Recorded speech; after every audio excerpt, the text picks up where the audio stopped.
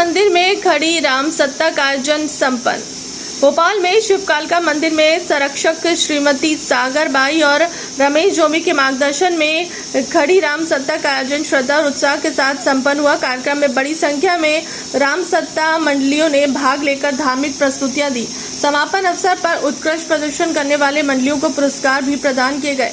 कार्यक्रम की जानकारी देवेंद्र योगी ने दी है। मंदिर के संरक्षक श्रीमती सागर बाई और रमेश जोगी ने बताया कि खड़ी राम सत्ता का आयोजन पुरानी धार्मिक परंपरा और संस्कृति को जीवंत बनाए रखने और आने वाली पीढ़ी तक पहुंचाने के उद्देश्य से किया गया। आयोजन के द्वारा बड़ी संख्या में मातृशक्ति माताएं, बहनें और श्रद्धालु उपस्थित रहे।